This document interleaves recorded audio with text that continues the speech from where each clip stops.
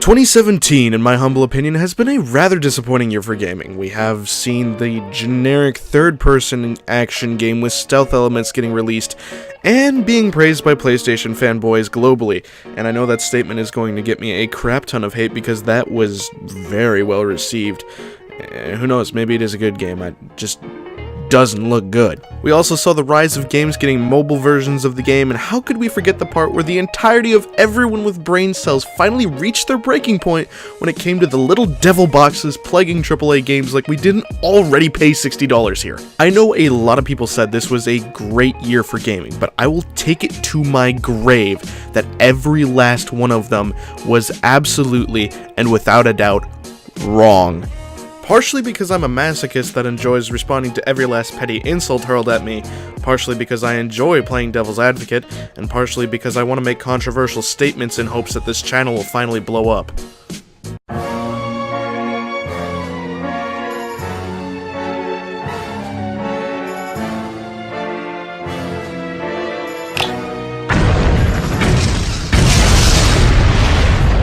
With that being said, there were a few gems in the pile of dirt that was the games I played in 2017, so let's look those over. JoJo's Bizarre Adventure Vento Aureo, I mean Persona 5, is a game about a group of teenage delinquents that are good thieves. It's the long-awaited sequel to Diamond is Unbreakable. Sorry, I mean Persona 4. In all seriousness though, despite the amount of flack I give it for basically being JoJo's Bizarre Adventure, Persona 5 is a fantastic game, and we finally got to get our hands on it this year after 3 damn delays! Needless to say, it's been on my highest anticipated games list for a few years now before this, and oh boy was the wait worth it. Persona 5 is a strange little pie that was cooked up on Thanksgiving that happens to be a horrible hybrid of several different things, but somehow still turned out to be great despite how it sounds, particularly the opposite of lukewarm hot chocolate. It's part dating sim, part life simulator, and part kill the bad guys with your JoJo powers. It's a pretty complex game, which was part of what led to my enjoyment of the series way back last year when I started with Persona 3 Portable, which I guess is technically 2 years ago now because I wrote the script in 2017 and now it's 28. Oh, whatever, the technicalities don't matter. I maintained my interest through Persona 4, which I consider much worse but still fantastic, which is yet another unpopular opinion, and looked forward to Persona 5 a absolute ton. And it didn't disappoint. The game is oozing with a unique style that makes it stand out among a crowd of games that get ever blander each year. Just look at COD, for example. With this, the game has easily become one of my favorite games of all time, and every chance I get, I'm recommending this game to someone. It's that great. If you haven't checked out Persona 5 and you own a PS4, well, why not? Go do it. Do it now!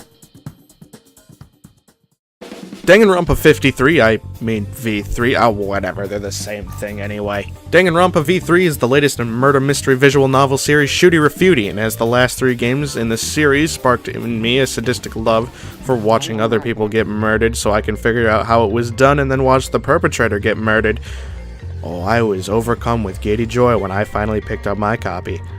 The third main entry is the best yet. The minigames are polished more than the average middle-aged dad's car is, except for Hangman's Gambit, but we're talking about the rules and not the exception to them. The murders are on a crazy another level of complex, and the twists are twistier than a chocolate vanilla ice cream cone.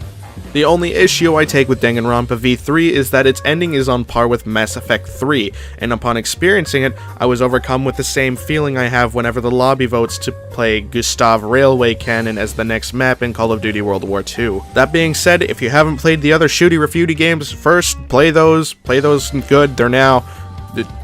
I can English. Play those first, they're good, play them now, they're really good, then play Danganronpa V3 because there's some crazy wicked fan theories that'll make you feel better about the ending, and slightly be more at inner peace with yourself like this is some Buddhist shit.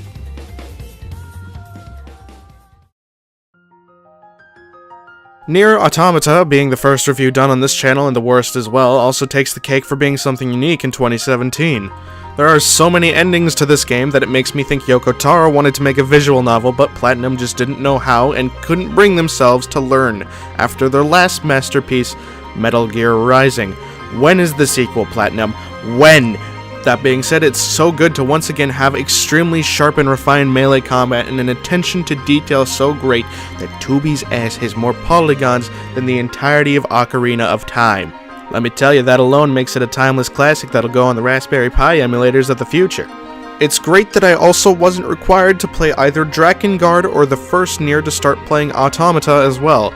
Judging by the fact that Nier Automata is credited with saving Platinum Studios, I look forward to future installments in this series that will inevitably happen because that shit made millions.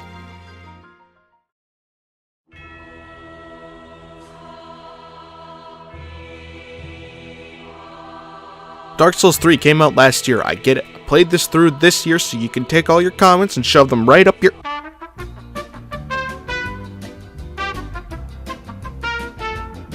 Dark Souls 3 managed to jump to one of my favorite games of all time this year for being a fair challenge with a fantastic style and soundtrack.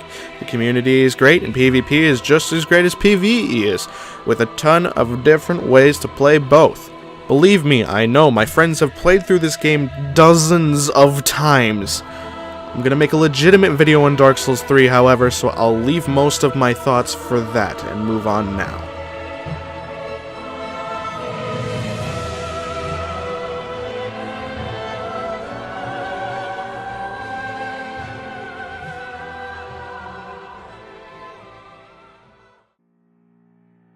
This game is just like my last one in the fact that it didn't come out remotely close to 2017, however, this is my list and I finally got around to playing it this year, so if you have a problem with that, go watch a real content creator.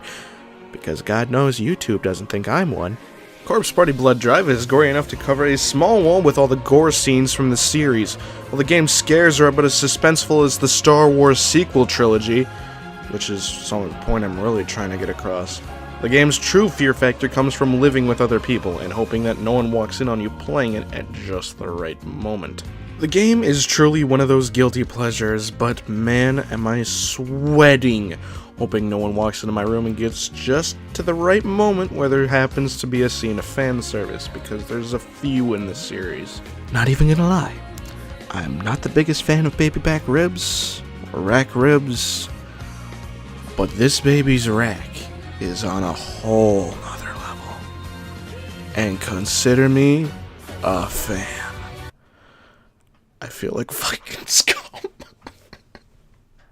While its scares aren't great by any means, and the real scare comes from the worry that someone would know you're playing this, the story is good enough to keep me entertained all the way through. The gameplay is alright, and especially since I enjoyed the last two, I needed to see how the series ends, especially since it's a series that literally altered my life in gigantic ways, and I wouldn't know a ton of people I do now if it weren't for it.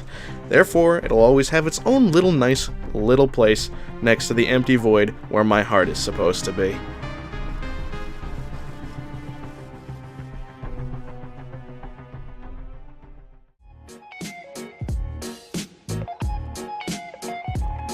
So that's all the games I enjoyed playing through in 2017. I'm also going to go over all the games I'm looking forward to in 2018 as well. It's 2 videos for the price of 1. Wait. What's that? I'm poor and I have no money? Well, looks like there is no list then. Oh well. With all that being said, guys, my name's Fluidity and it's 2018 now. Holy crap. I'm going to try to do a whole lot more with this channel, mainly because it's my main source of actually getting stuff done. I haven't been able to because of, well, personal reasons and all that jazz and stuff. Lucio, get out of here. But,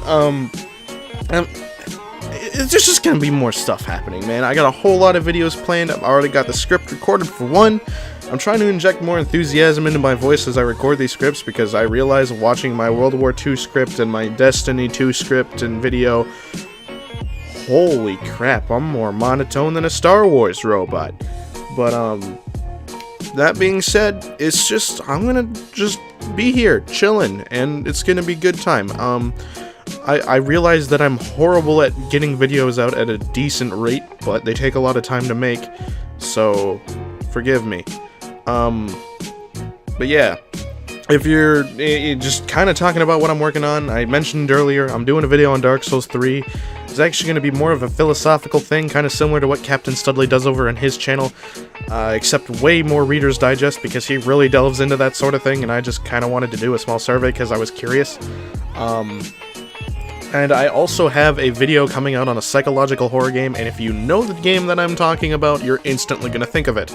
And you're probably also going to think of it if you're the two people that I promised the video for, and I swear to God, I suck at getting Christmas presents out, but this video will happen even if it kills me.